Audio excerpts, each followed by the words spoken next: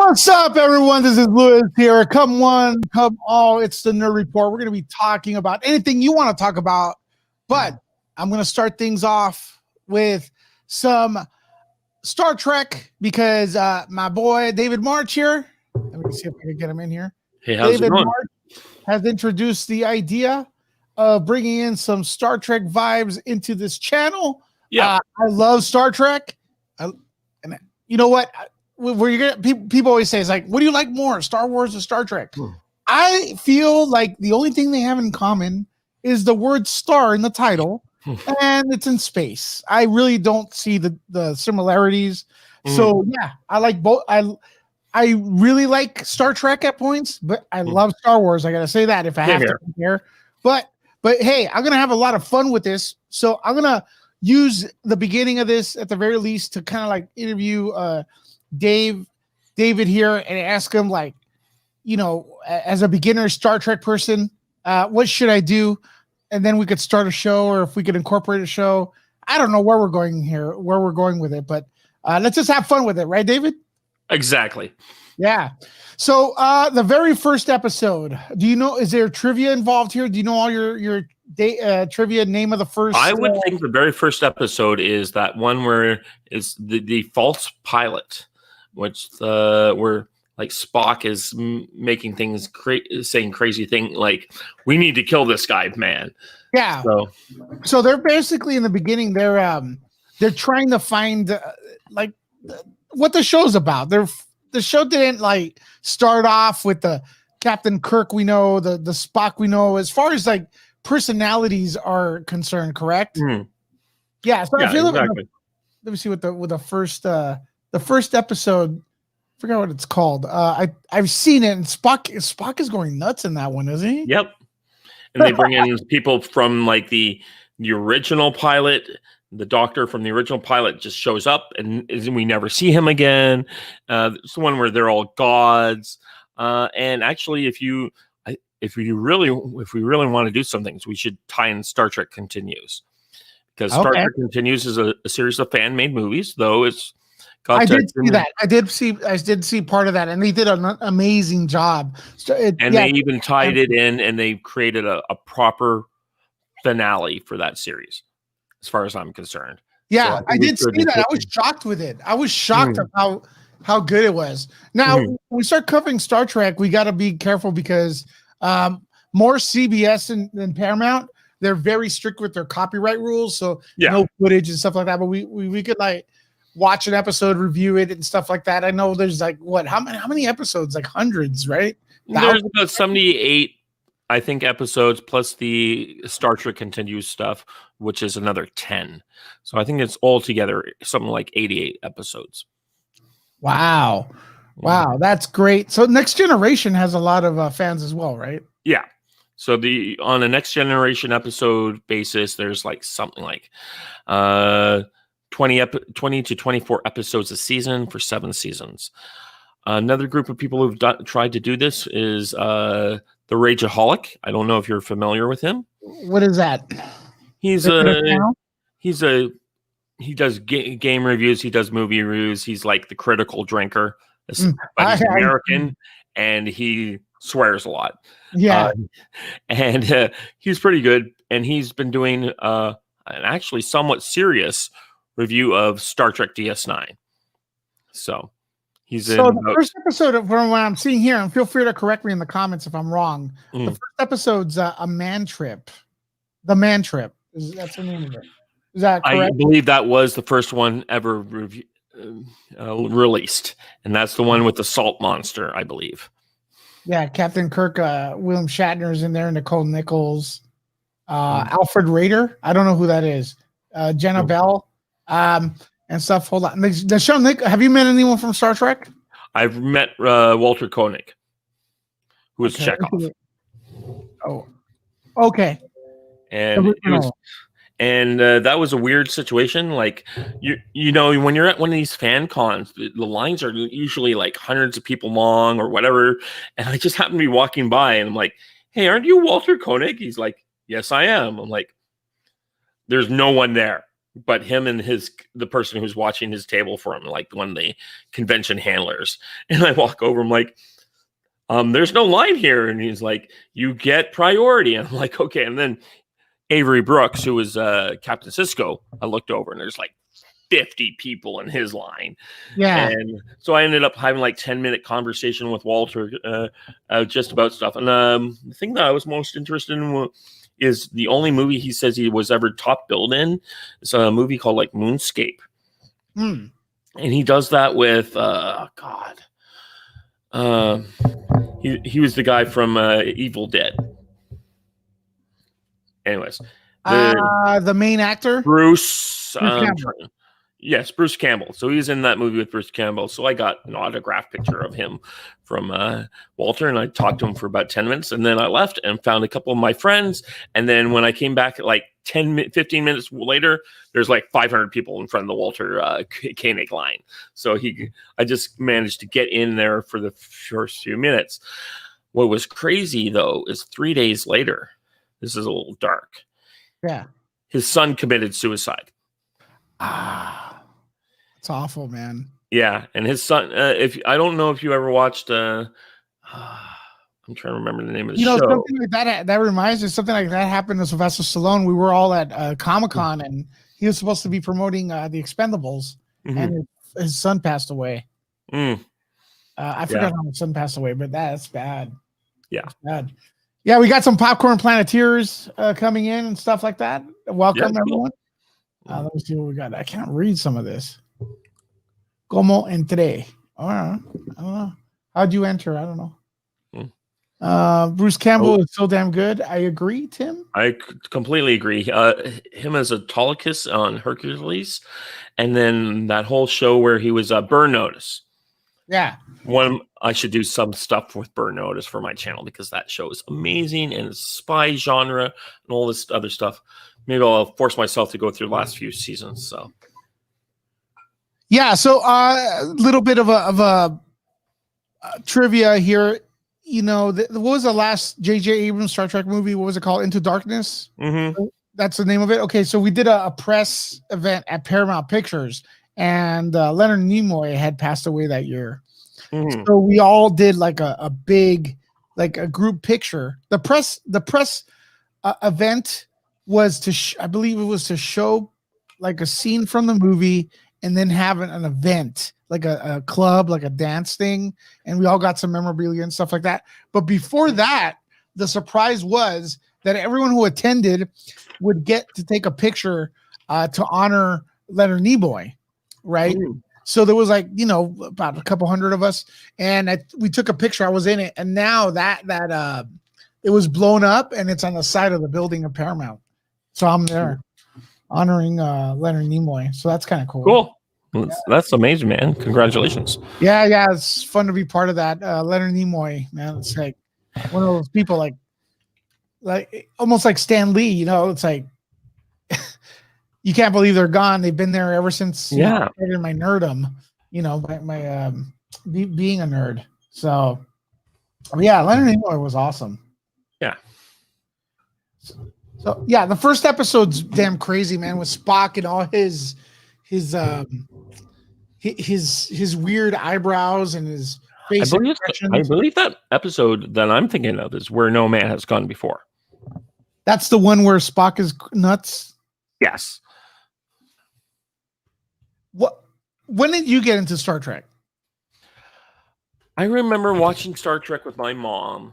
Yeah. On the CBC in Canada, which is like the NPR of the United States, but a bit more formal. Watching it with her on Sundays, and I think it was at 10 a.m. And before that, they would have like a Danger Man, which is kind of a James Bond like TV show. There's Danger Man, Man from U.N.C.L.E., and then Star Trek. Yeah, I remember going to clubs, like coming back real late at night. And like when you go to clubs, you're all like, you get tired. So then you also get hungry. So we'd go get some food, or I'd go with my friends, get some food. Everyone would get dropped off, and it'd be like 2 a.m. in the morning. And then they start an episode. And the thing was, at first I would just ignore it, like change the channel, but at one time I accidentally just left it on for like a minute. And the thing with the original Star Trek for me is like if you watch 1 minute, you have to watch the entire episode because it hooks you. It did such a great job at like no matter what the story was about, and some of it feels kind of cheesy if you don't give it a chance. You want to get to the end of it. Like, what do they mean here? What are they doing? Am I right? Is that a good assessment? Yeah, it's a very intelligent television show for people who want to think about things. That's why I've always been kind of interested in it. And unfortunately, with these new series, they're just like junk action shows. The new one? Yeah. Discovery, Picard. Picard's just garbage. It offends me as a writer. Is it a sign of the time, though? Sort of. Like, I would say that with Discovery. Discovery is kind of a sign of the times. But look, when the showrunner for Picard does an interview with a major news network and basically says, I designed this show just to piss off the fans of the original series, I don't even know how you can... He said that. Yeah, Michael Chabon, he gave an interview to like one of the big ones, like Interview or I can't remember. I don't know the popular trades magazines, but he went on one of the trades magazines and he said, I designed this show just to piss off original Star Trek fans. I'm like, why? Why do you want to piss off your base/core audience? Like, how does this make any freaking sense financially? You want to have that audience here so you can sell to them.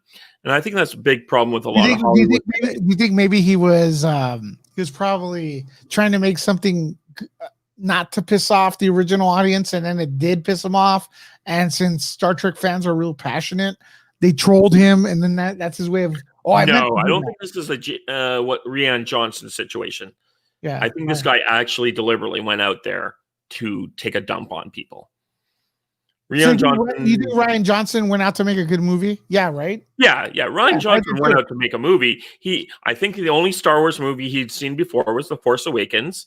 He said, I'm going to just take all that and like do whatever the fuck I want from that. And that's it. And he made a movie like that movie doesn't. The Last Jedi is an okay movie. I would go to him and say, look, at every time you trying to make a hard decision, but then you decide not to do it. Like Kylo is all set up to fire torpedoes that would kill his mother, and he decides not to do it. And they're like, oh, well, we're going off in this direction. And then 2 seconds later, a TIE fighter comes along and blows up some other nameless schmuck, shoots up that bridge. Yeah. And then we're like, oh, wow, maybe we're doing this decision. And then 2 seconds later, Leia's Mary Poppins back into the ship. I'm like, make a freaking decision, man. Just own anything. And the entire movie is him not willing to own any decision. Oh, my God. Paul says, first Star Trek I ever saw was the premiere of Undiscovered Country on TV. Here in Australia. My dad let me stay up on a school night to watch it. That's awesome, man. Yeah, and that's a good movie. Like I bought Star Trek 2 a few weeks ago, and I was like, this is great. Like, so much interesting stuff. They really got the feeling of the original series. There's like intelligent discussion going on, and we're getting something out of this.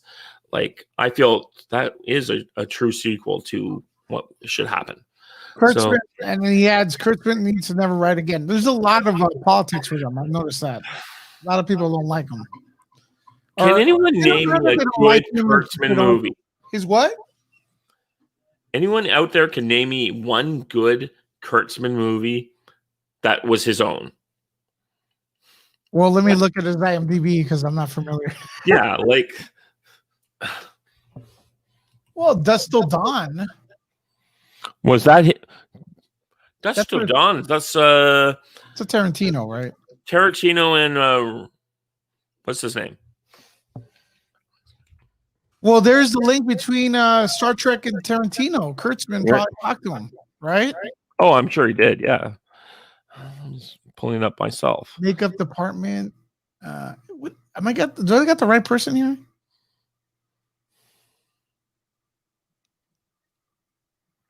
Made something called the Comey Rule, Hawaii Five-0. He's done a bunch of those. Instinct TV series, Scorpion TV series. I guess I never really watched a lot. I only watched the first episode, the pilot of Scorpion. So I guess that got 90 episodes. So I'm going to give him that. He was executive producer on Sleepy Hollow, which I liked the first season of it. He was executive producer. So when he does executive producer stuff, he's okay. Okay, I thought wrong. There's a Robert Kurtzman. You said Alex? Alex, yep. Yeah, okay. He is on Cowboys and Aliens, the producer. He did some work on Alias. He was on Jack of All Trades, and he did some stuff. So when he's doing his job as a producer, I think he has developed and got some good hits out of that. But like when he's directing, I can't think of any movie that I've liked as a director. The Mummy producer. Yep. Look, that was pretty good. He's done one episode of Discovery. He's done The Mummy, People Like Us, New Day, and one episode Alias. Yeah. So we're not. Look, here's the deal. He's hit and miss. Yeah. Here's the deal. Like people are saying, welcome new people that are coming in that Star Wars is better. Look, I prefer if they said I want to watch Star Wars. If you could only watch Star Wars or Star Trek, I'd watch Star Wars. But like I said earlier, like I opened things up earlier. Yeah, I don't compare the two. I don't think there's any similarities, honestly. Yeah, we're dealing with two different animals, but I think the fact is we'll get more mileage out of even a Star Trek rewatch than watching 3 movies of Star Wars. Now, Walter writes for nerdreport.com. He loves I know he does really good with DC, and he also loves Star Trek. Walter, you tell me if I send you a link, could you get in here? Because I know you said last time you weren't ready for it, but if I send you a link, do you want to come in? It's like Zoom. Let me know. Booyah. What's up, everyone that's coming in? Thank you. Stefania.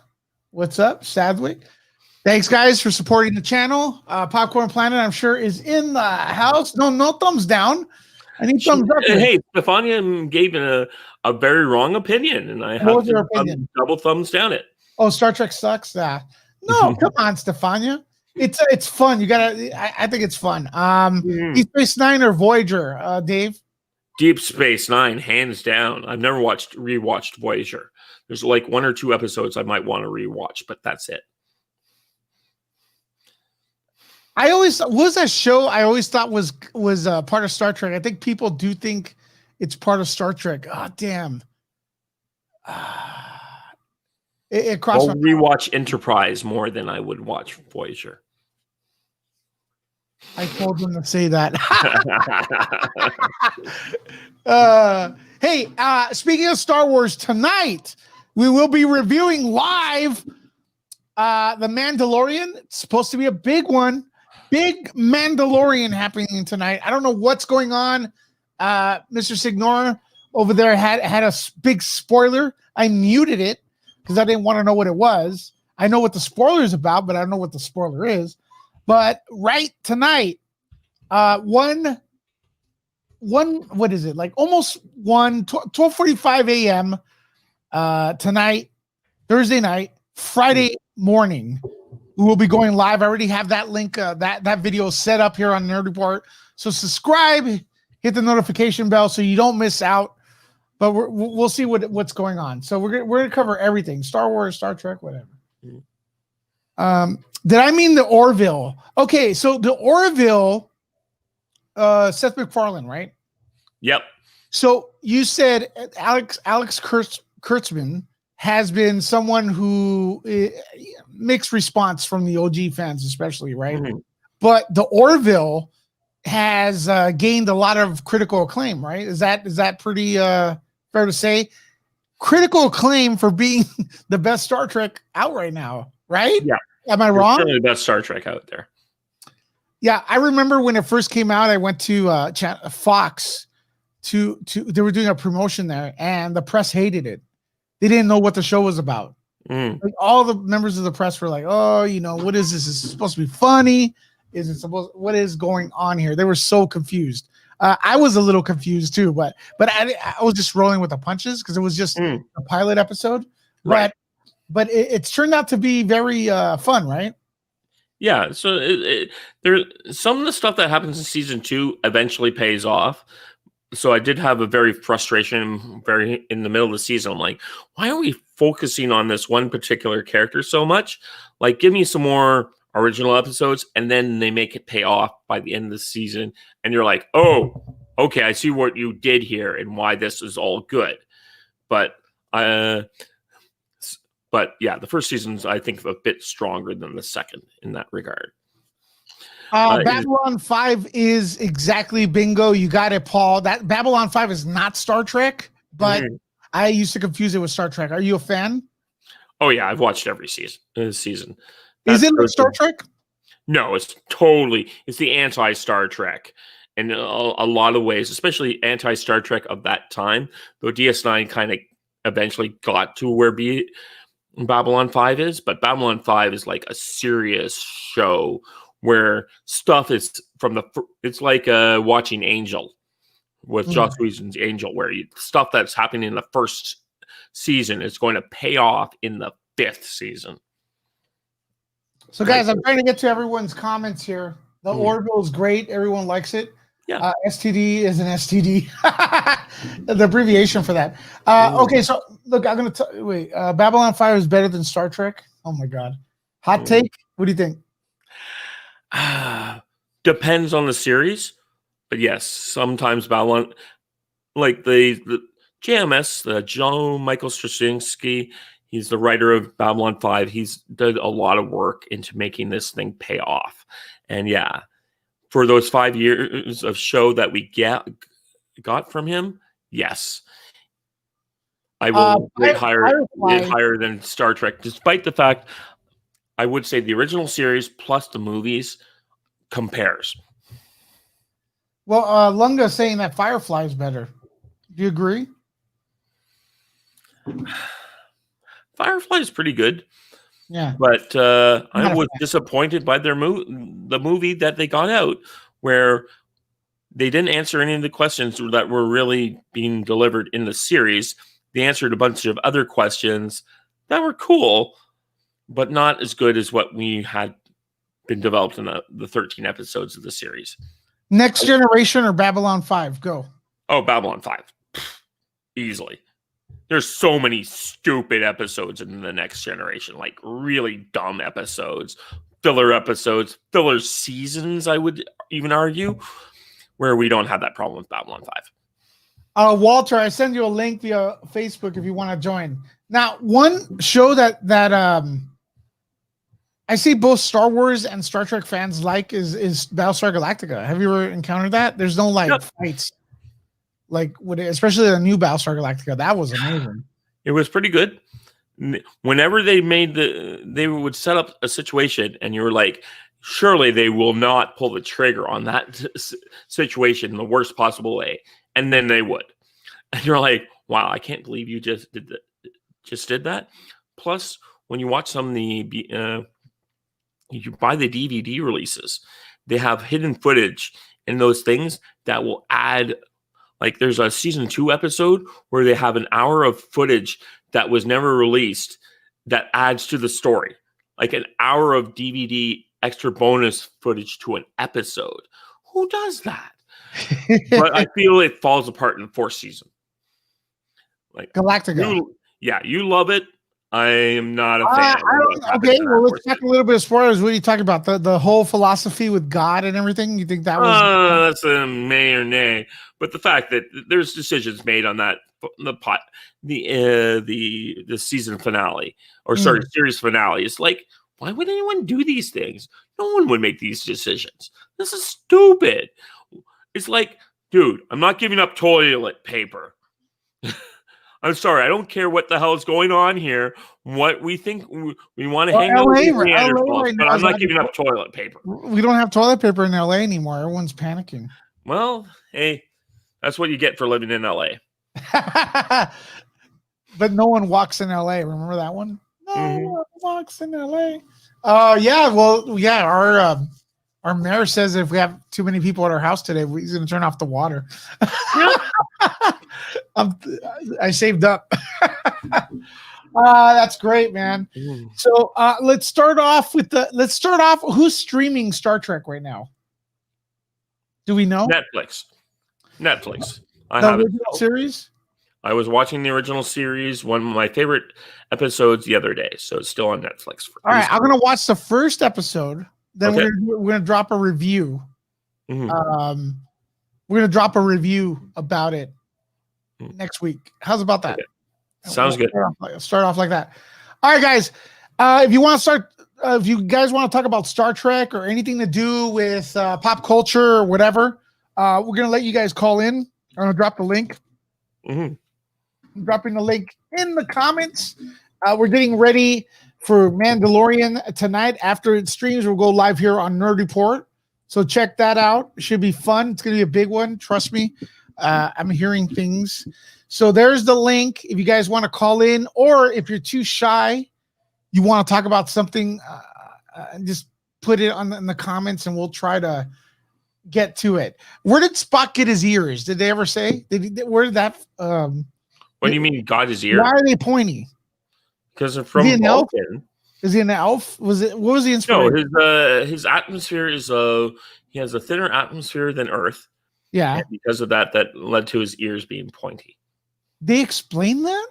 Oh, of course. This is Star Trek. They're going to explain everything in Star Trek. I think that's the big difference between it and the new series is where they never explain anything that's going on. Oh, it's all mystery boxes. Oh. Like J.J. Abrams, right? Mm-hmm. Is that what it is? Yeah, I appreciated. I still love Alias. I've done a lot of stuff with Alias. But yeah, that is the source of all the mystery boxes. Do you remember the show Heroes? Yep, that's another show that's kind of. It was all mystery boxes. Like, and they were fascinating. So the show's episode would have like some fascinating mystery boxes, but they never answer the goddamn question. You know what I mean? Whatever happened to that girl? Yeah, like something awesome would appear, right?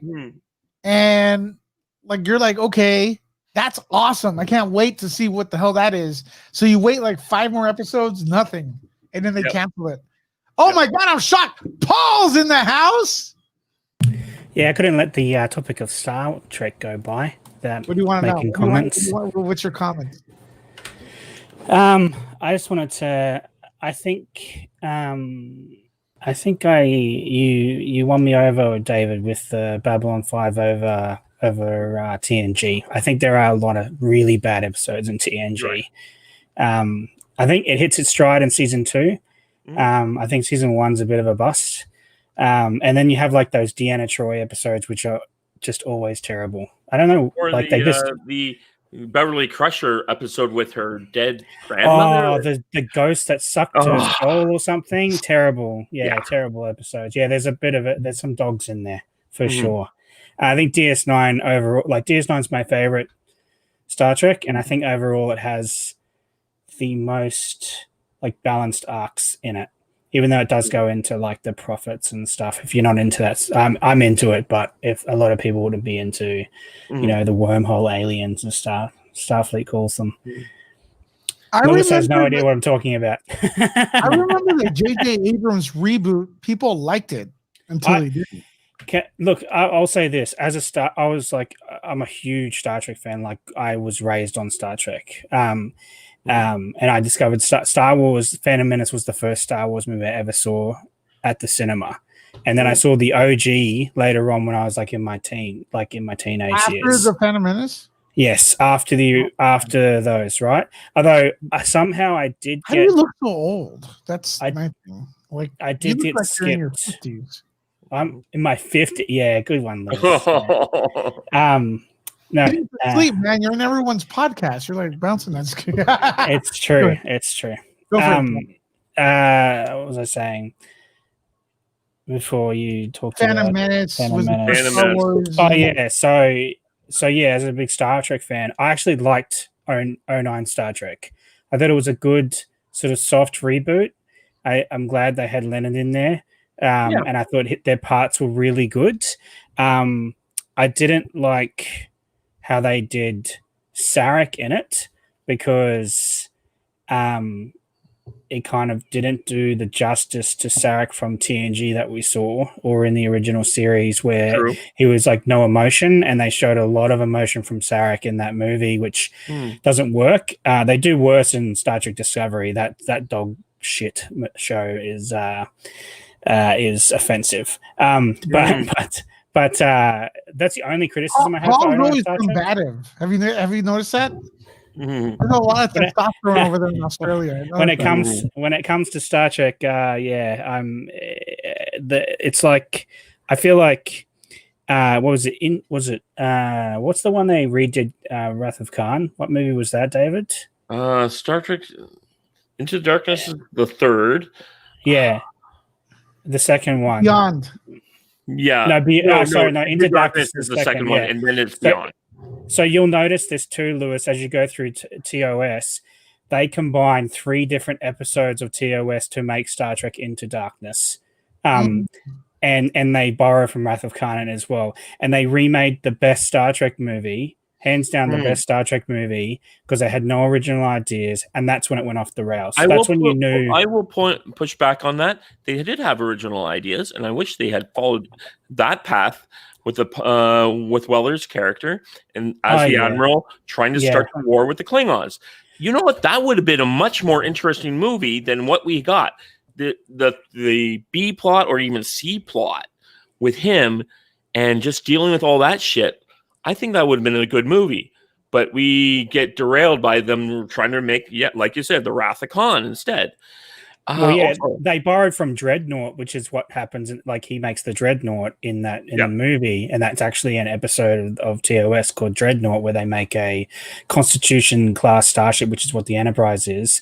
In the original series, they make that into like a warship, and it's called Dreadnought. The episode's called Dreadnought. I think it's a season 3 episode. How awesome was it for fans to see Ricardo Montalban reprise his role as Khan from the TV show? I mean, yes. That's why Wrath of Khan is why Wrath of Khan is the best film, because it's then bring back the storyline. I don't know. I think Undiscovered Country needs to be the best film. It's close because you do have a legendary actor. I forget his name from The Sound of Music. As my fellow Canadian. Yep. Kane. What's his name? Oh, I forget his name. Christopher Plummer. Yeah. Who I saw as King Lear at Stratford, where both he and Shatner started out. Yeah. And they also had the Chancellor. The High Chancellor was what's his name? They had some legendary actors. He's David Warner. Yes, yeah. So I'll give it there. It does have a wrestle. I still think Wrath of Khan is the best because it's I don't know, like you have that tie-in to the original series. Yeah, and it's very much Shakespearean, and it's sort of storytelling like this rivalry between the two, like straight up like mental, like it's like a submarine movie at the end where they don't have senses. Like it turns into that Hunt for Red October sort of style movie. So have you ever seen it, Lewis? Wrath of Khan, the movie? Yeah, I saw Wrath of Khan. I remember leaving, no disrespect, but I remember walking out of the theater in the middle of Star Trek the movie. Oh yeah, no, the first movie is terrible. I call that movie Star Trek, the Space Odyssey, because that's what they were trying to make. They were trying to make. That's what they ended up making. Yeah, they were and then what happened was many years later, 1999, no, 2002. These guys came to my one of my conventions and it's like, what do you think of Star? I started talking to them. And he goes, what do you think of Star Trek? The motion picture, and I'm like, I didn't like it. I walked out, and they're like, watch the director's cut. It's on Blu-ray. They kept telling me that. Then. And Yeah, I then found out haven't seen that. Those guys, then they kept saying, watch the director's cut. And then one time I watched it and it was much better. And then I look at the DVD and they were the ones that edited it. Huh. Well, they worked on the Well, the interesting thing about that, about like the first Star Trek movie is that like Star Trek kind of had an EU like Star Wars did, and they what they've done with like they could have done 09 and just kept it in its separate universe. But what they've done with Picard and Star Trek Discovery, well, not so much Star Trek Discovery because it's a prequel, but what they've done with Picard is they haven't really borrowed from that because like Shatner wrote some really good books. I read some. Like he does a really good mirror universe book where Tiberius comes, his like alter ego from the mirror universe comes into the universe. They resurrect him with Romulan and Borg technology. So in Generations, how he dies, they bring him back, and he brings himself back into the story as Romulan and Borg like resurrect him basically. But what I was going to say about Star Trek 1 was Shatner sort of links the Borg to that as V'Ger was the Voyager probe that went out, and the Borg sort of reconfigured it and sent it back to Earth. And that's why at the end, when she goes into sort of V'Ger to become one with it, that's like the start of like the Borg collective. Like that's how they they genesis that, at least in the EU for Star Trek. But yeah, there's sort of tie-ins like that. But the original series, they do. It's just sad. Yeah, what I was saying about Kurtzman in the comments is that he's the main writer for Star Trek, and he did say that stuff too, David. But just like Ryan, he wants to offend half the fan base for some reason. But Kurtzman goes out to offend the actual whole base. Like I can tell you, no one who is a fan or a hardcore fan of Star Trek is watching this show as a Star Trek show. Like my dad even says, and my dad is even more hardcore than me about Star Trek, and he's like, yeah, no. It's not Star Trek. It's just a generic sci-fi show. Right. Like he doesn't want to admit that it's Star Trek because it's just that bad. And last night I was online and Robert Meyer Burnett, he went ham on the latest episode. Like he was going in hard. Like he was so angry. And I was like, I'm glad I'm skipped season 3 because I feel like I'd be just as angry as him right now after watching the show. Season 2 was enough for me. But yeah, original I only series. watched the first season. Yeah, nah. I wouldn't. The problem, though, they're probably aiming at a more ADD generation, so they can't really show you the real Star Trek. Because one complaint I keep hearing is that it's not trekking; it's more action. Like everyone knows kung fu. You know, there's a lot of action there. I just want to. Someone mentioned, you brought up the comment, Star Trek 4. Look, if I were stuck on a deserted island and I could only bring one Star Trek movie with me to watch, it would be Star Trek 4. That's my favorite one, man. Like Star Trek 2, I agree, is the best of them, though I really like 6. Yeah, 6 is great. The movie I can just put on repeat forever. I love that movie. That movie is just so funny, so good, so original, so stuff, and like. If you want to show anyone one movie to show them or TV show for Star Trek, just show them 4.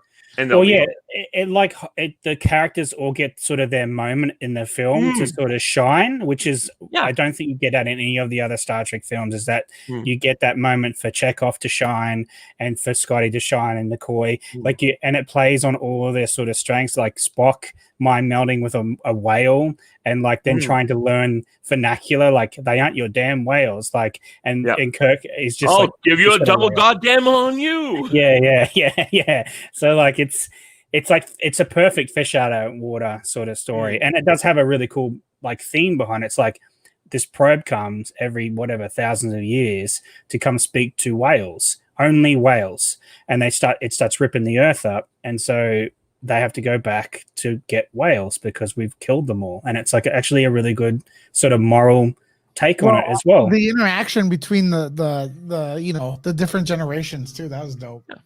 For sure. Yeah, I have the copy of the sequel book around here somewhere, Star Trek Probe, where they go in and explain what that probe was up to.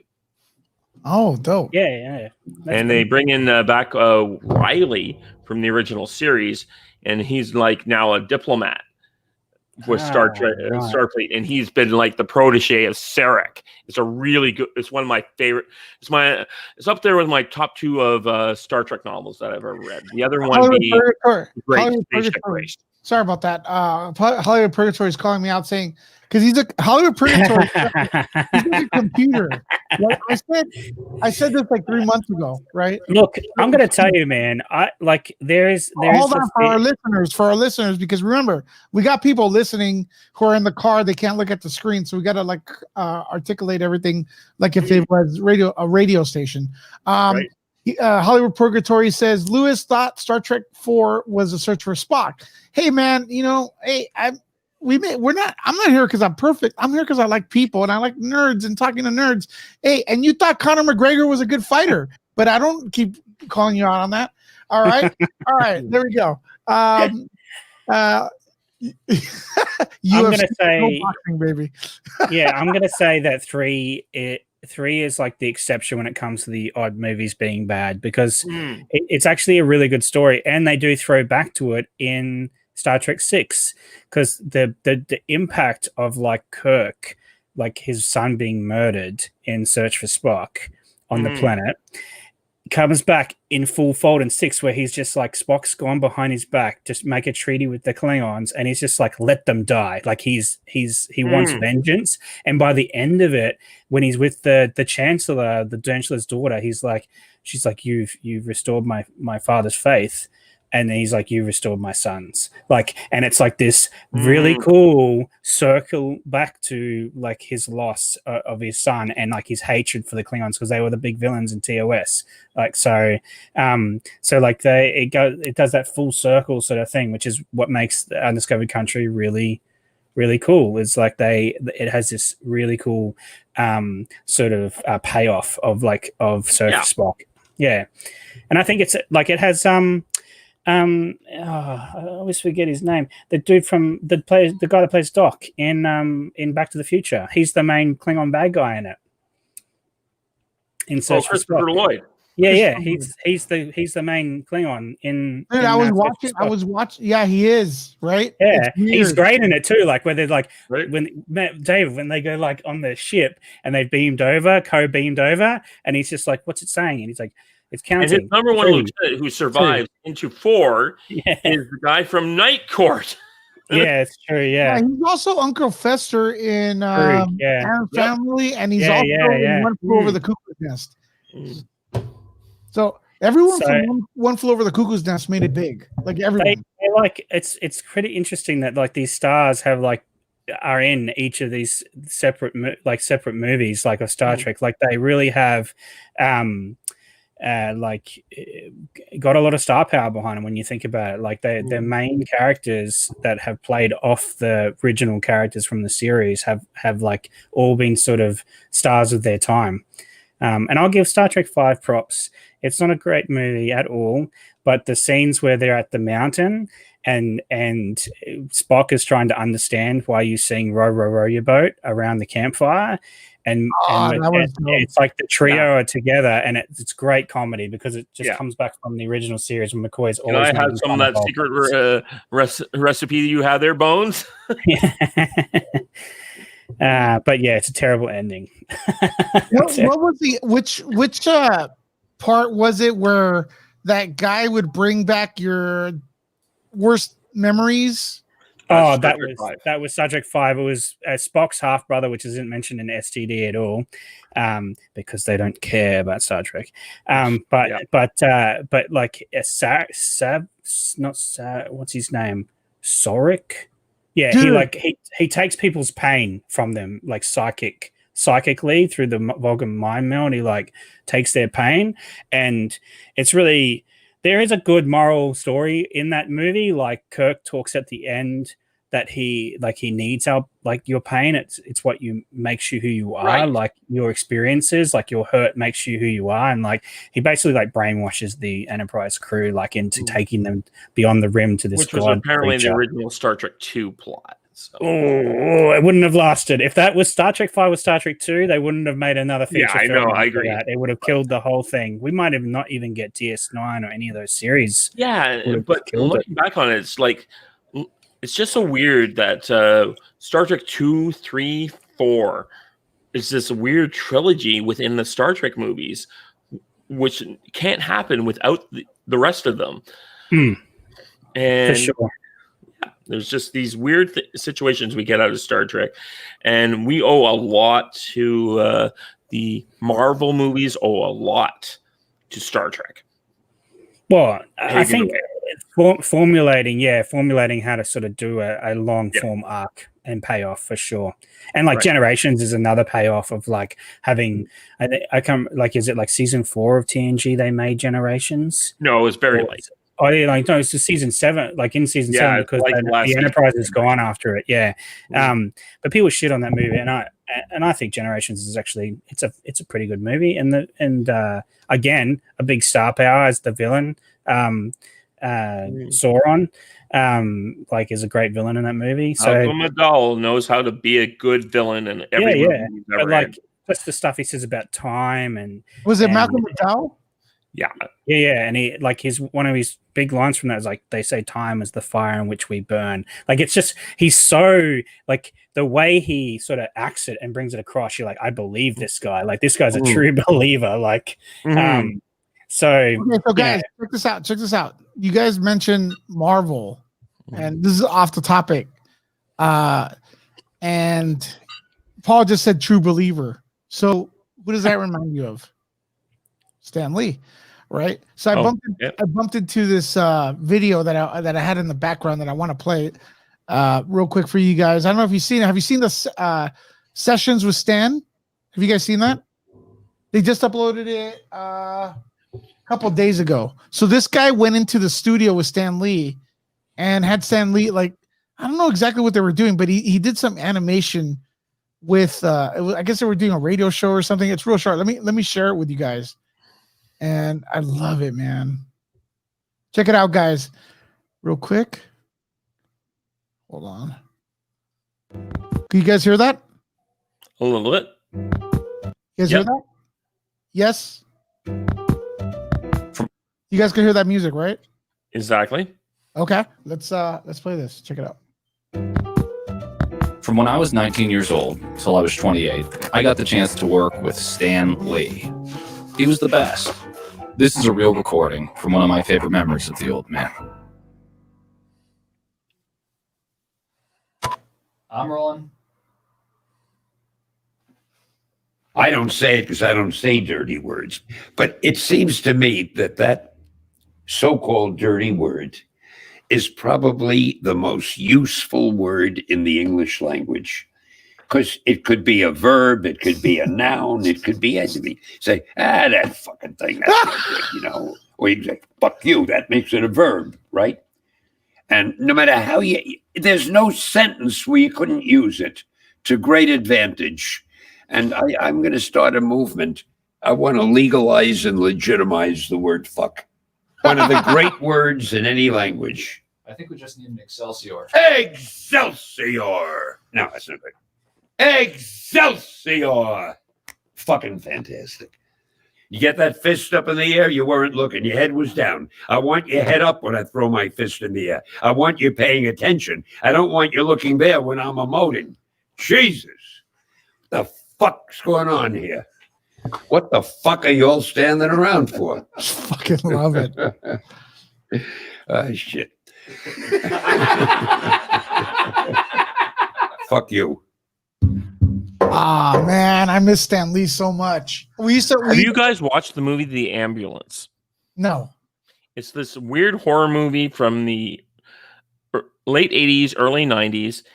Eric Roberts plays a web comic. No, not a web comic. A comic book writer, and his boss is Stan Lee. Oh, really? The actual actor. Stan Lee's there as his boss at this comic, and it's a crazy like horror movie involving like people kidnapping people off the street to perform like medical experiments on. And even the end where the ambulance becomes like its own villainous monster, like the shark in Jaws, I really recommend it. It's on Amazon somewhere.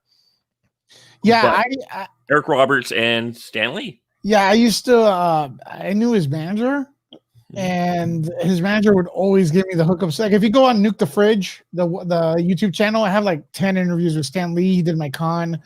We used to hang. I mean, I've hung out with Stan Lee for like 8 hours at a time, man. Like, and I gotta say, I really miss him. And it was great because even though he was in a bad mood sometimes, he'd always give a nice face to his fans, regardless of how he felt, whatever. Because he was in his approaching 90s, and he's sick of it. I mean, people like they keep coming up to him for whatever. Well, let me rephrase that. He wasn't sick of it. He liked the fans, but if he felt a little off, because he had the pacemaker later on in his life, he had a heart. Yeah. He always was. That's the only time he would be kind of down. He always was happy. He always gave the energy, gave the right answers to the fans. If they said, "Hey, Stan Lee, oh my God, I love all your creations. I love that you created Superman." He'd say, "Yeah, I'm glad you like it." You know what I mean? Right. Yeah. He did get credit people gave him credit for a lot of stuff. Maybe he was co-creator for, but he's not going to tell a kid I didn't create Spider-Man or Superman, because guess what? It brought a smile to the kid's face. So F it, man. Who cares? Let him read it. Let him read it later.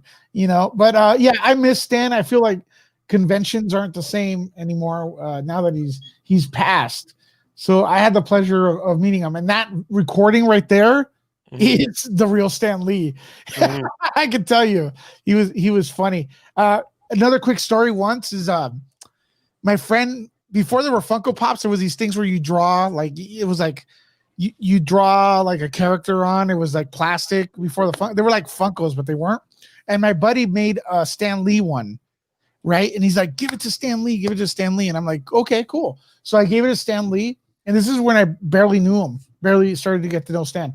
I get a phone call at 6 a.m. in the morning on that Monday after I gave it to him on Saturday. I gave it to his boss, to his manager, to give to Stan. I get a call at 6 a.m. in the morning, and I answer the phone. I go, "Hello, wake me up." And then he's like, "Lewis, this is Max. This Stan's manager. You got a minute?" And I go, "Yeah, sure." And he goes, "Hey, Lewis, this is Stan Lee. I heard your buddy made this. I just want to say thank you to him and to you." Oh my gosh! I was like, "Yeah, Stan, that's awesome." He goes, "Excelsior!" Oh my God. This is Stan Lee. I love him, man. I do miss the dude a lot. And we were talking earlier with David about things change, man. They have to change, but like we don't have Leonard Nimoy anymore, right? Right. No. Yeah. And Leonard Nimoy kind of, I know it's Kirk. What's his name? William Shatner. William Shatner. I know his cousin. Yes, but William Shatner kind of became second to Leonard Nimoy in a way, right? Am I wrong? Oh yeah. Yeah, I would agree with that. Yeah. Leonard Nimoy started like passing up Shatner. Of course, Shatner is known for the horror community. He's known as the guy they made a mask, the mask for Michael Myers. Actually, there's that. Yep. Yeah, I know that. Yeah. So yeah, man, it's old school, and our legends are some of them aren't with us anymore, and it's sad. It's sad because these old guys, man. Stan Lee could keep up with the best of us. Mm-hmm. Look, what am I talking about? I'm talking about Stan Lee. Have you ever heard of him?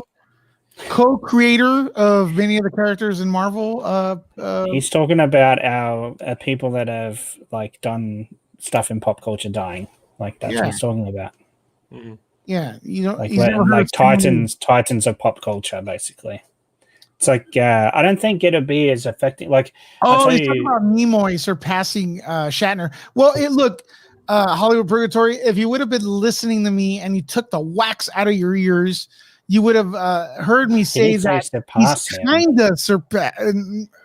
of surpassed, meaning in some circles in Star Trek, they like Leonard Nimoy more. I'm sorry. Oh yeah, That's why he was I'm more of brought a back for the Shatner original guy, but I movies. get the Nimoy appeal. He made 3 Men and a Little Baby.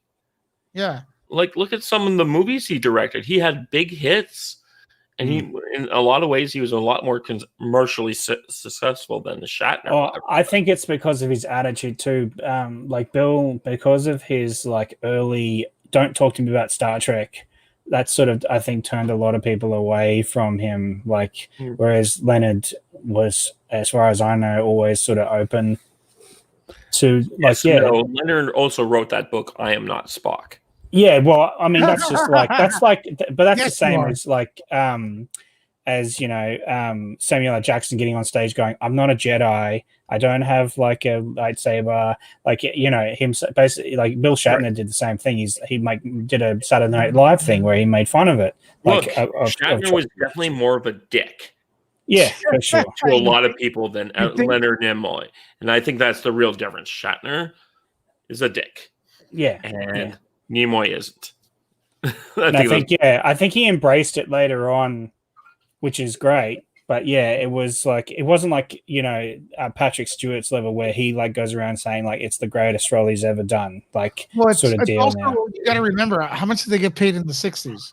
You know what I mean? Yeah. Well, If no, there was all that competition. That's why they had that big, you know, there was that big beef between Shatner and George Takei. That was the same deal. Like, but apparently, Wait, is this directed towards me? Have I met Shatner? Is that a trick question? Of course, I've met Shatner. Well, I've never met him. I met Shatner. We did a Man Monster in Charlotte, North Carolina. We had Hulk Hogan. We had William Shatner. I'm not But saying. like, Yeah, I was watching. I'm not the one saying he was a D. I will say he's very direct. Like, Yeah, he's, Oh yeah, look at him on he's Twitter brutally right now. Go to his Twitter right now. Like Right. he's like telling people to piss off everywhere. Like he doesn't care. He does not care, which is a strength in a way. I think is a strength because he's just like, I don't care what you think. I'm just going to say what I think. That's the end of it. Yeah. Yeah, he made Free Enterprise. I forgive him a lot for that. Yeah, that's true. Yeah. But yeah, as I was saying, like I think like that beef, it's interesting because even Bruce Campbell came out saying that George hated him for years because like George went off to do some other movie What George? and that George Takei. Takei. Okay. And they started shooting Star Trek again. I think it was season 2, and they gave Chekhov all the parts Sulu would have had in that season because he was off. Like there was like 4 or 5 major episodes, and he came back, and Takei hated him as well. Like it was like so for me, I feel like, and that's from Bruce's own lips. Like because I was watching a doco the other day of it. The Green like, Bruce Berets. was- That's the movie. yeah, Green Berets, yeah. And I was just like, maybe the issue was with Takei all along, not really Bill. Although, you know, there are stories of him like going, the light needs to be on me, like telling the crew how to do their job in TOS. So Yeah, Ego played. I think Ego played a bigger role in the '60s when it came to. There's a good episode of shows. this series that Walter Koenig did or Shatner did. I can't remember which one did it, but they come together and they sit down. And yes, it was Shatner was doing it, and it's on YouTube. And I watched it, and the two of them are talking, and Koenig's like, "Yeah, this, and this happened," and Shatner's like, "You know what? I'll admit, yeah, I was not exactly the best person, but I was going through a divorce. I had kids that I never saw. I had all this other shit going on. And yeah, that's why some of the things that happened. Well, that can be justified anyway. It was Catherine. A lot of us have them, and they go undiagnosed. So I think What's happening? Catherine. sorry. Not me. The person who played Janeway, What? Catherine. Mulgrew. Yeah, she says her kids hate Star Trek with a passion because they associate with her not ever being there. Because when she was doing Voyager, she would be there, like for TV shows, she was there like 12, sometimes 12-hour days, etc. So her kids barely ever got to see her, and she contributes that to partly why she was divorced as well. So like, This is the most exciting thing. there's a lot of contributing factors to I think to these TV actors and like their families, so that I'm just playing into like confirming your, him being a dick on set makes sense. Also, he was like a drunkard, wasn't he? Like did a lot of his scenes where he was drunk, like he'd be drinking, like drinking in the captain's just outside the set, and like then come in and he'd be boozing it. I didn't So know like a few years ago, in his biographies. I had a friend that was working on this, a Captain Pike movie fan film, and I actually helped them do this, but I don't know what happened to the project, so I'm not responsible for this. I don't know. I can't even get in touch with them, but I'm going to show you this. I'm hearing of it. Huh? First time hearing of it. Okay. So this is like a fan film he was trying to do, but I don't know what happened to the project, if it's still in the works or anything. So don't contact me about it. But can you guys hear it? This is the most exciting thing happening in Star Trek today. No one has ever explored the story of Captain Pike. No one has ever explored the story of his taking command of the Enterprise, or when he went into battle. And no one has ever learned about his father, Admiral Pike. Well, in this film, we'll see it all. So that was his pitch. Like he was doing Indiegogo. Too bad. That's a good actor.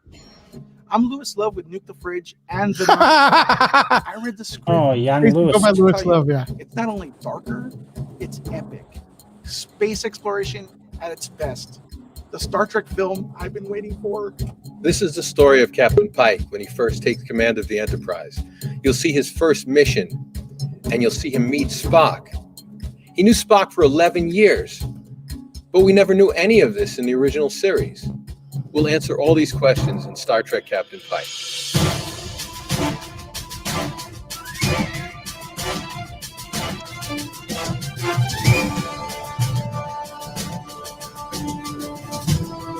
This is going to be a good segue right here. In the park. There you go. Wow. Did you get A lot of actors.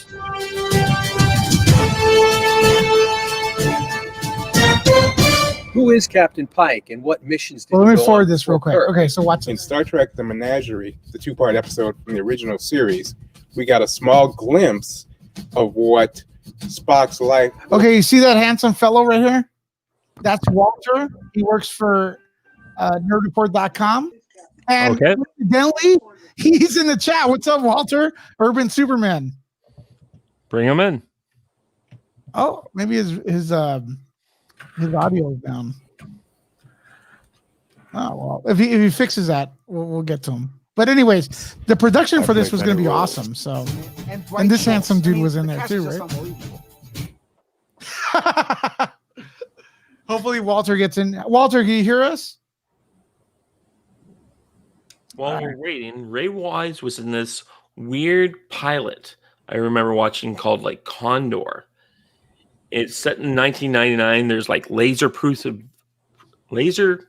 vests and robot prison guards and all these other things that were happening. And like his partner is an android, and the cars do look proper for 1999, but he like drives up to this drive-through and he's getting fed a burger by some sort of robot. Walter, if you're having trouble, you could refresh, test out your mic. Yeah, I'm hearing something. Say something, Walter. Oof. Robert Wise does not look good these days. Walter, you're live. I'm gonna say something. We could hear you.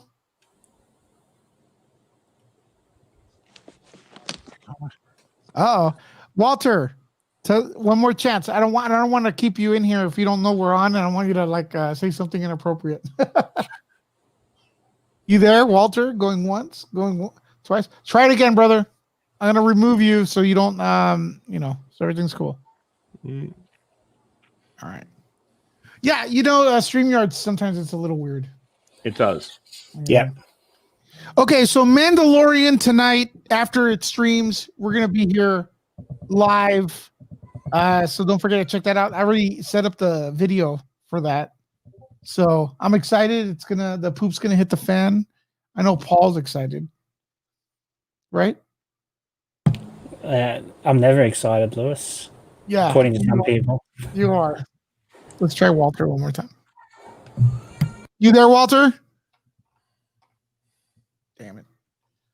We'll have Hollywood Purgatory there too. I think it's He keeps saying this, and if Kurtzman's name is on that show, it's going to suck. Which one? This is a fact.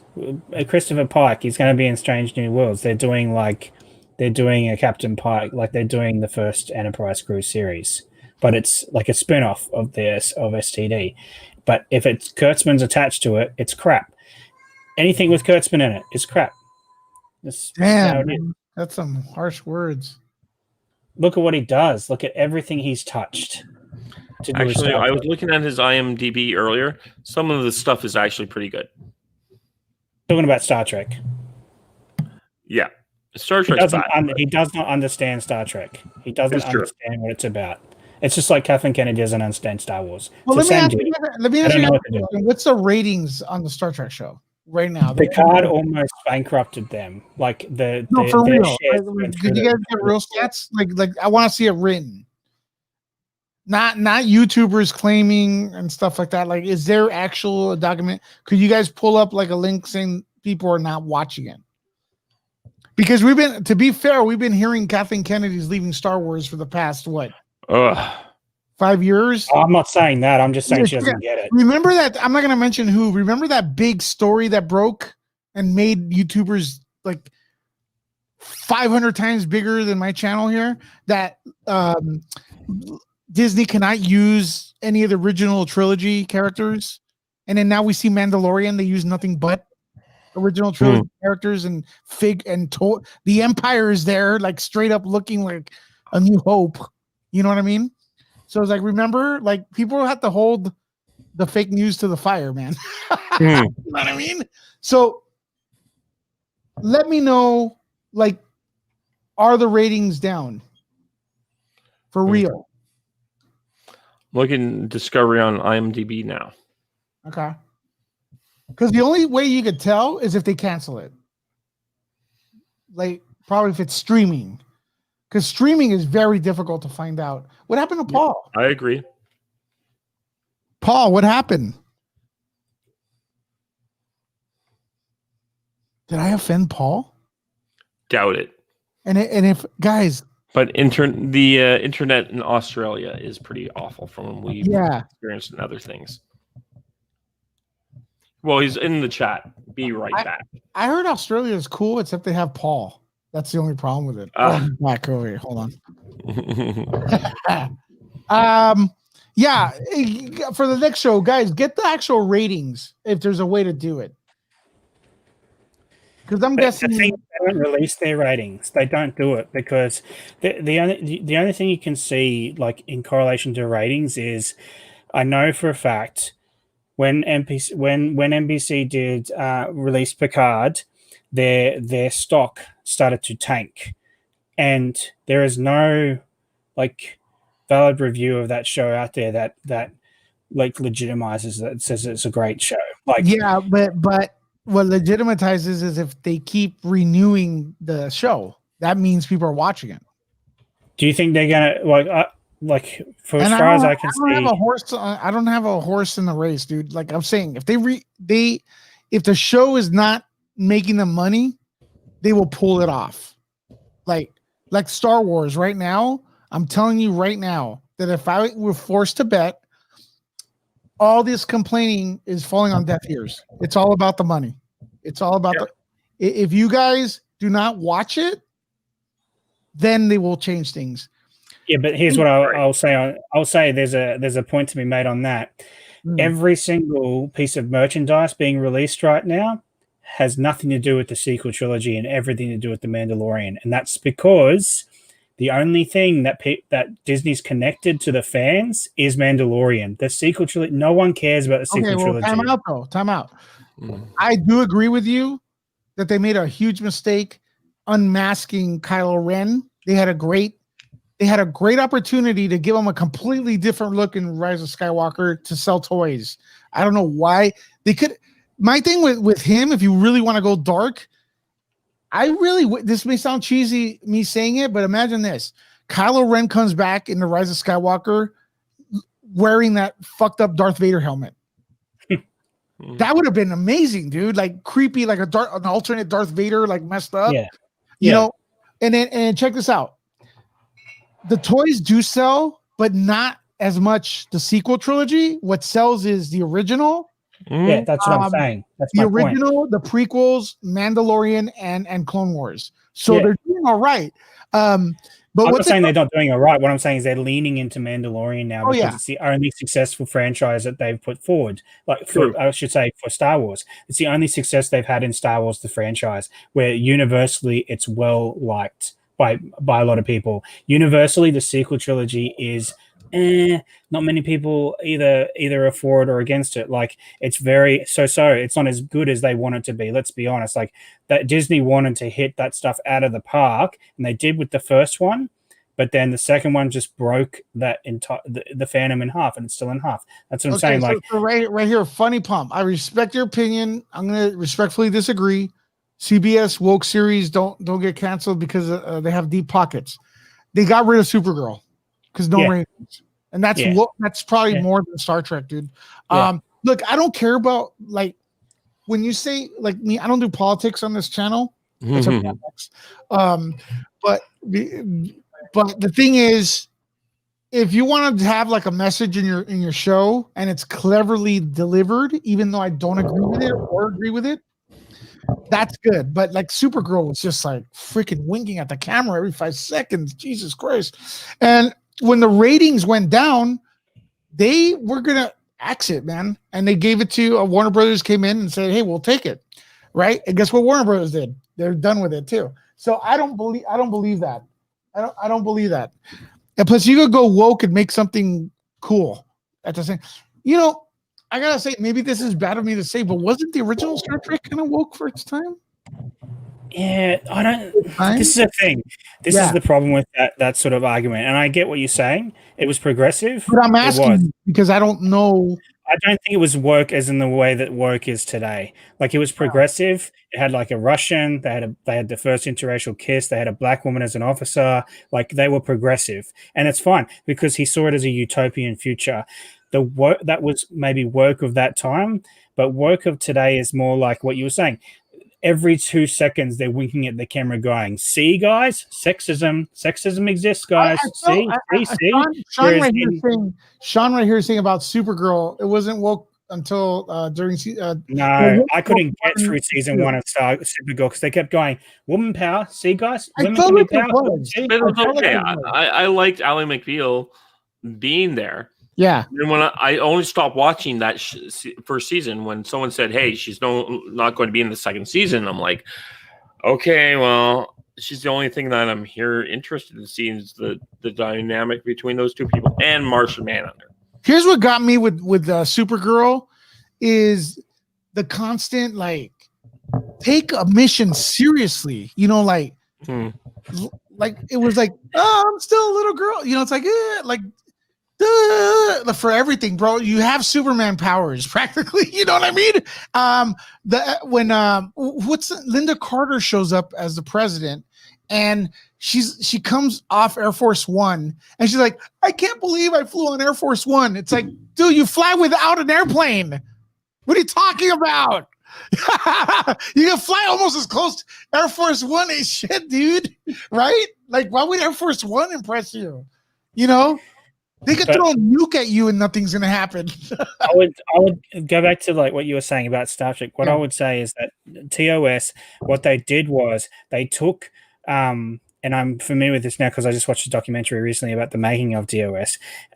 What they did was they took things of the time and they wove them carefully into the story so that it wasn't in your face. It was, this is the point. Like, they have a lot of great episodes about race in the show. They have a lot of in the original series, you'll see a lot of episodes with like race woven into it. There's a really good one where I can't remember what it's called, David, but it's like these people. There's two types of people on this planet. One is the black side of their face is here, and the other and white, and the other side is the opposite. And they both hate each other because they're just opposites. And in the end, they get down to that very point. They're just like, he literally asks them, "Why do you hate each other?" Because we're the opposite. That's what we do. And it's just like, it shows. It's making a social statement about the time, but it doesn't in a creative way. What happens is like you get like trailers like for Batwoman the first season, and it's like, I'm a woman, and like it'll be better when it fits a woman. Like, I'm gonna steal all of Batman's toys. It'll be better when it fits a. That's bad woke. That's like so in your face. I want to get Walter. Hold on, I want to because Walter should actually be here on video. Walter. You lift that's all a good point too. What he's made there. So that's the truth. Walter is like a bodybuilder, man. He should be on here, you know, making the Nerd Report look handsome. Instead, you're in the chat, man. Get that video ready. I hate Supergirl. I hate that the Supergirl series put Superman down to make her better. Right? Yeah, it's a lot of people. Awesome. She should be able to be awesome on her own. Yeah. Which is like, that's exactly what Lunga's point. When we were watching that last, not the Siege, but the one before, where Bo-Katan comes down and like kicks ass with the rest of the Mandos. We're like, this is how you do a female, like a great female character. You're saying like, though, Paul. Like, you're mansplaining, Paul. You're mansplaining. Oh yeah, that's exactly what I'm doing. Yeah, but I was like, that's how you do it. Like, I've watched all the Clone Wars, and I'm like familiar with the background of her character. That's why I'm invested in her. As a character. So can I say something? And she's strong. She's a strong female character, but she's not good at everything she does. She's failed at things she's learned. She's looking for the Darksaber. That's how you like. That's the anti. Like, that's, I think, the thing that's coming up against this woke Olympics is like, people want to actually be invested in the character. They don't want to have the character have everything given to them on a silver platter because of their gender or whatever it is. Like, and that's the opposite of like, that's the real what's wrong with the woke sort of style of film today. Like, it's just handed on a silver platter to a character because of their race. That's lazy. You know, I spoke to Walter. You know, when we could hang out for a while. But what's it called? He said that there's no hero's journey, and he's right. Yeah, you know, everybody's from the beginning.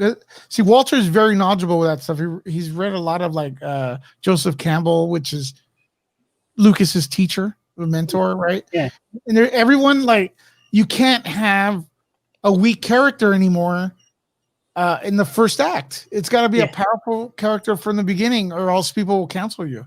And that's that. Look, Luke Skywalker was a dweeb, whiny little boy at the start of the trilogy, and he had nothing to. And guess what?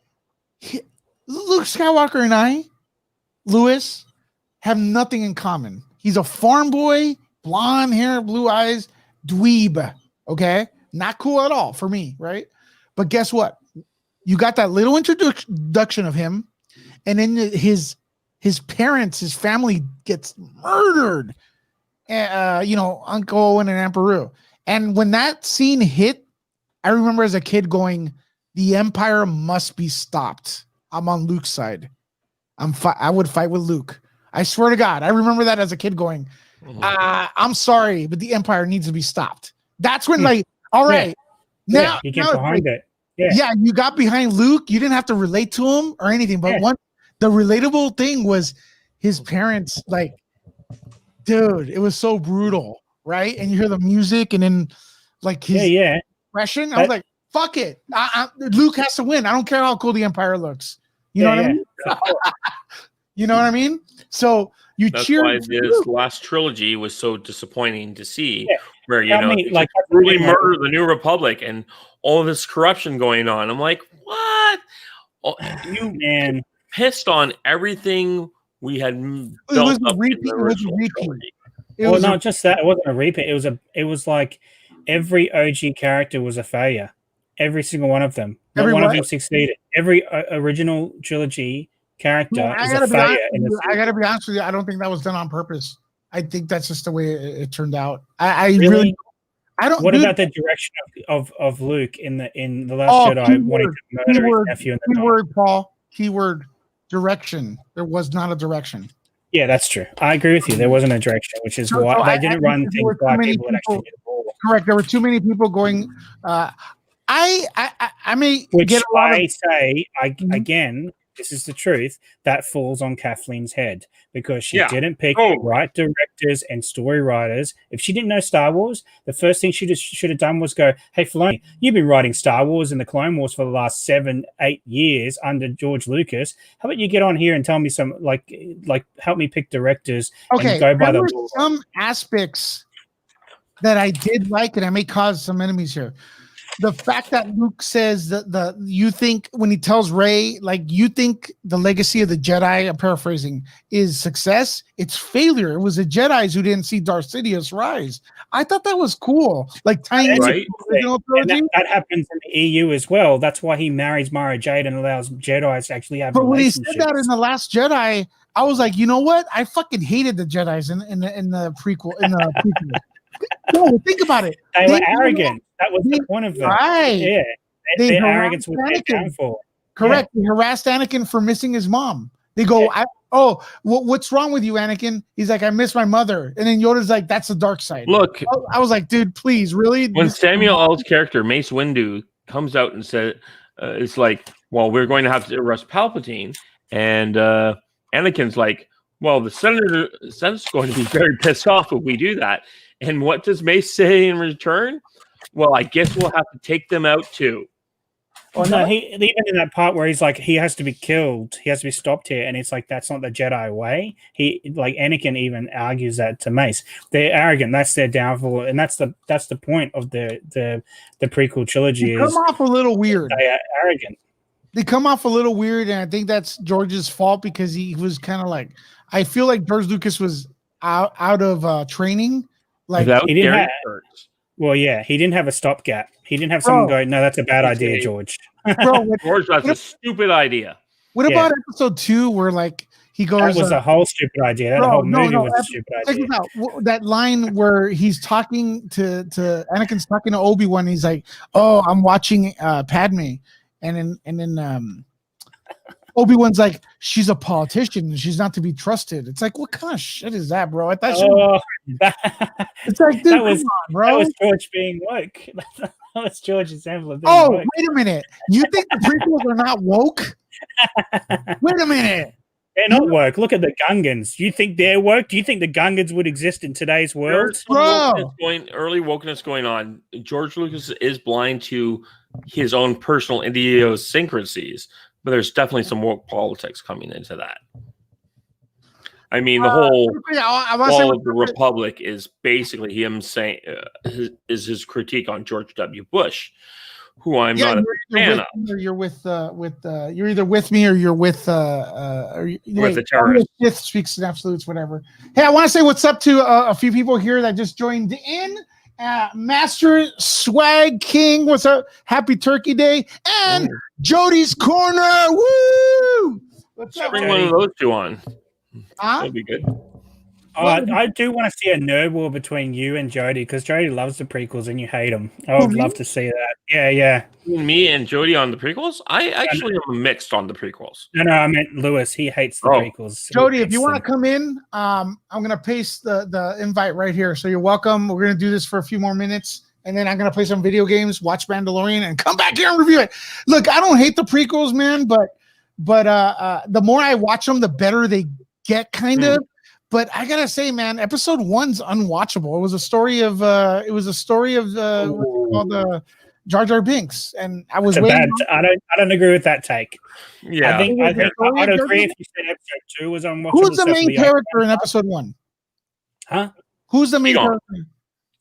It's Obi-Wan. He's the main character of episode 1. He's barely in it, dude. No, he's not. He's in it heaps. He's in it from the start. Oh, there we go. Oh my gosh, we got this is good.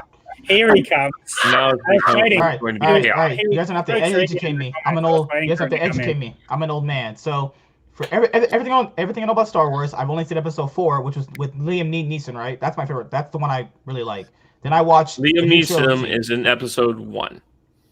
Who's in 4?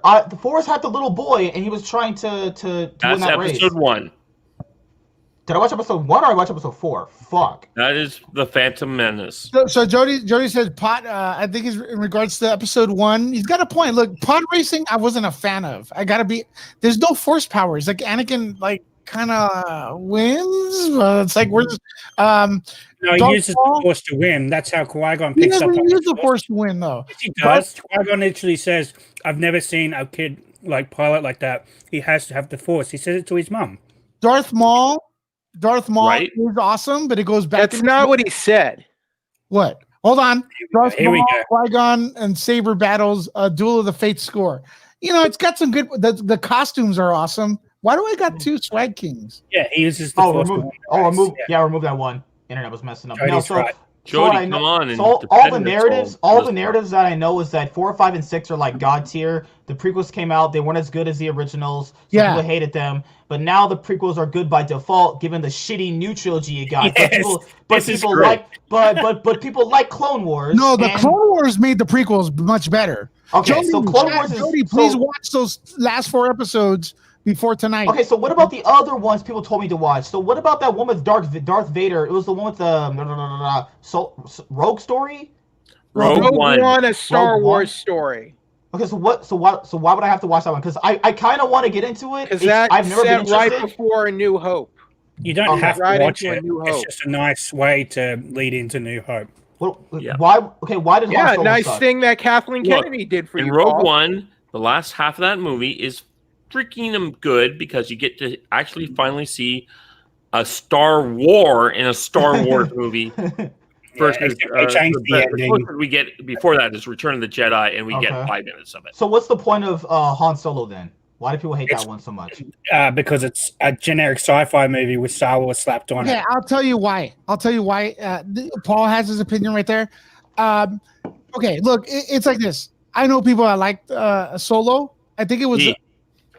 I think it was a good movie, but here's the deal: you're putting someone over. This was a long time ago. You're trying to put another actor to replace one of the most iconic actors in history. Yeah. Harrison Ford. It's like, dude, it's a lose-lose situation. You're trying to like, hey, we're replacing Harrison Ford. It's like, what? You know what I mean? Right. And then you're asking him not to act like Harrison Ford. Right. The other guy, the guy that played what's it called? Calrissian, right? He mimicked Billy D.